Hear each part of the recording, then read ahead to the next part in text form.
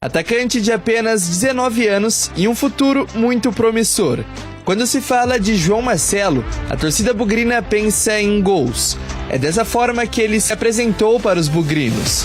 João Marcelo começou a carreira muito novo no Monte Azul. Teve passagens pelo Rio Preto e Barretos até chegar no Atlético Tubarão. Em Santa Catarina se destacou e foi para o Tanabi, até o ano de 2024, quando vestiu a camisa do Bugre. Nessa temporada ele disputou o Paulistão Sub-20 e já se provou ser um homem-gol. O atleta balançou as redes 9 vezes em 13 partidas. No dia 17 de novembro, penúltima rodada da Série B, João fez sua estreia no profissional. O Guarani enfrentava o Brusque e ele entrou em campo faltando 15 minutos para a partida acabar. Mas ainda no time de base, o foco dele era a Copa São Paulo de Futebol Júnior. E foi aí que ele se mostrou para a torcida alviverde. Foram 5 gols em 5 partidas disputadas, uma média de 1 gol por jogo. Dessa forma, ele subiu para o time profissional e começou a ganhar espaço até assumir a titularidade. Um momento muito especial para mim, onde eu estava na Copa São Paulo e nem imaginava estar onde eu estou chegando, graças a Deus. Então foi um momento muito rápido na minha vida, as coisas aconteceram muito rápido. Eu tenho que agradecer a Deus e continuar trabalhando firme também. Fico muito feliz também com essa situação, sabe, que está acontecendo. No Paulistão, João Marcelo foi ainda mais valorizado. Ele marcou 4 gols e deu 2 assistências em 12 partidas. O atleta disputou partidas contra o São Paulo, Palmeiras e Corinthians e marcou 1 gol na Neoquímica Arena. Eu não esperava tão rápido, mas eu já esperava uma média assim mais ou menos. Porque toda a competição que eu vou participar, quando eu descobri que eu ia vir jogar o Paulista, eu coloquei na minha meta ter bastante participações em gols, fazer gols, ajudar a minha equipe. Isso que é o importante também, ajudar a equipe.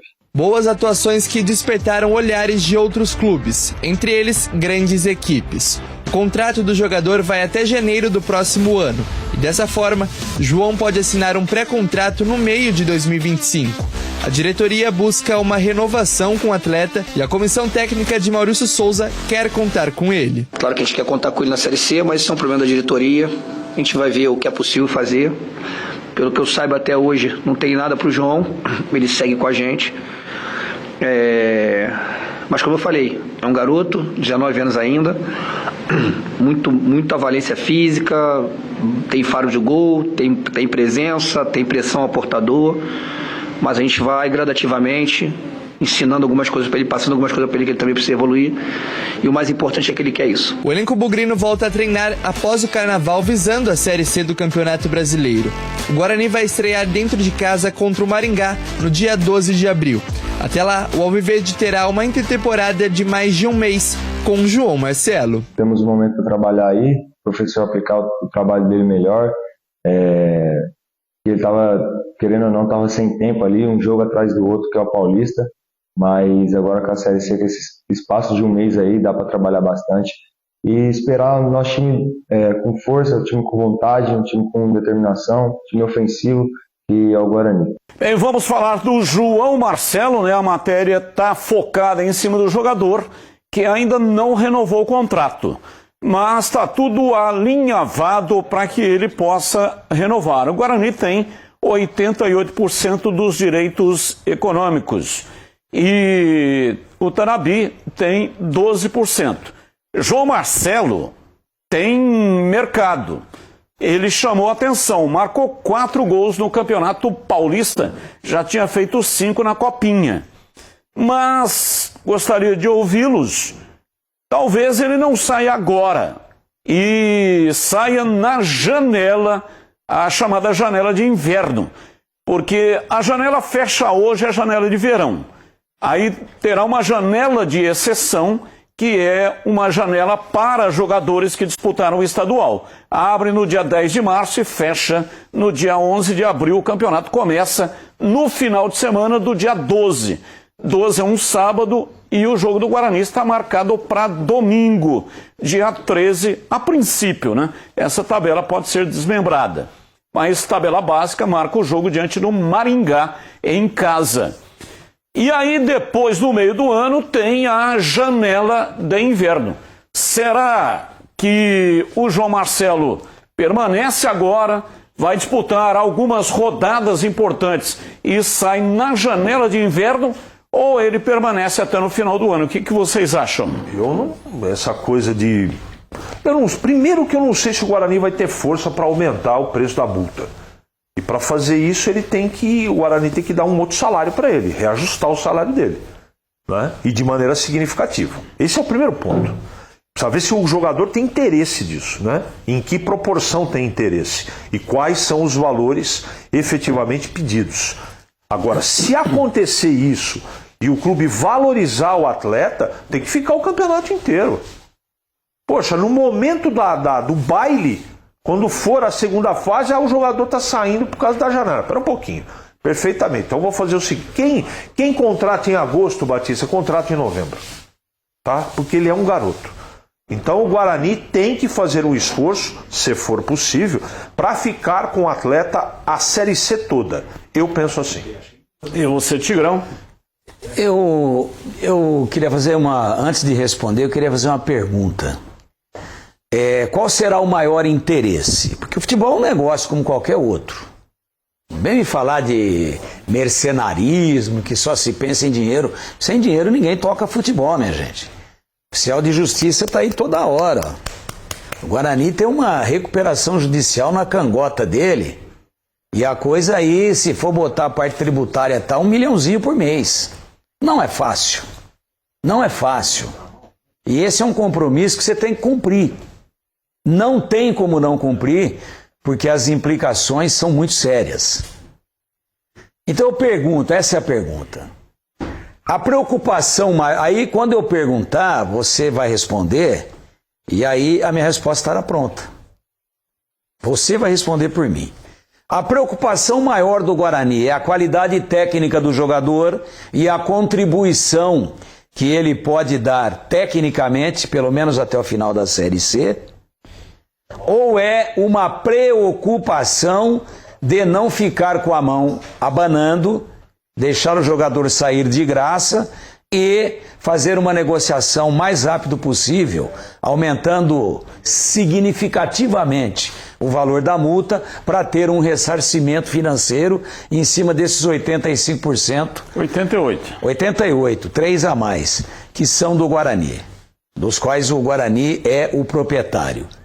Qual é o maior interesse? Não, nós temos que segurar o João Marcelo, pelo amor de Deus, para o Guarani subir. Ou, Batista, a questão é salvar o valor financeiro e ter o maior valor possível nos caixas e nos cofres do clube com uma possível negociação. Qual que é o maior interesse na sua avaliação? Eu não sou dirigente do Guarani, óbvio, né? Mas vou falar a leitura que eu faço do fato. Eu penso que o Guarani está tentando salvar, porque a multa é de 2 milhões, uma multa baixíssima para o mercado do futebol. E o contrato dele termina em janeiro do ano que vem.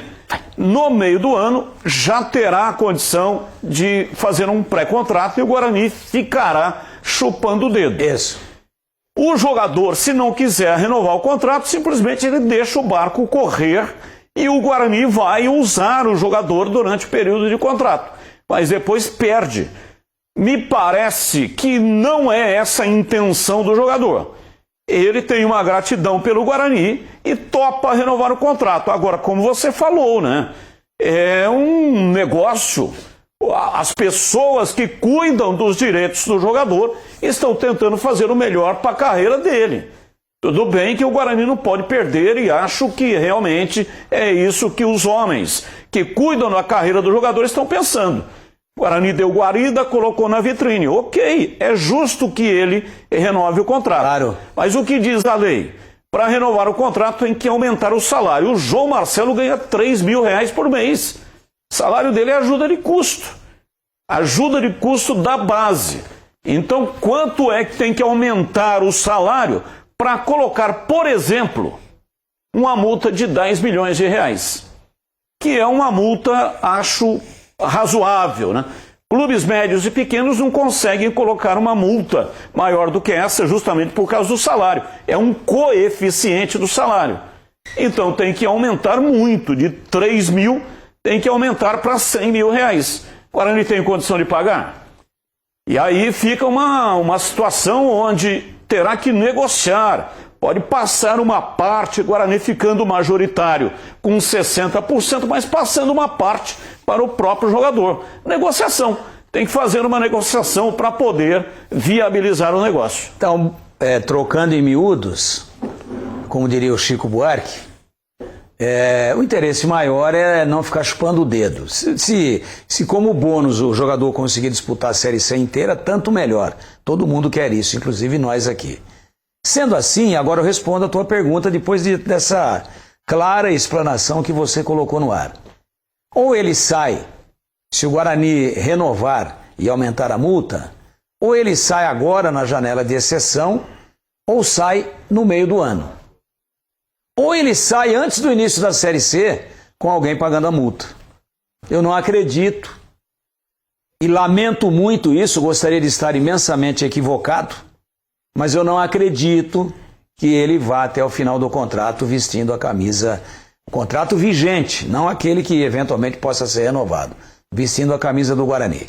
É isso que eu penso. Por quê? Porque no momento, essa gratidão que o jogador realmente tem, eu tenho essa informação, você tem também, ela passa também pelos procuradores, pelos representantes dele, pela família. Ele vai ter a gratidão eternamente.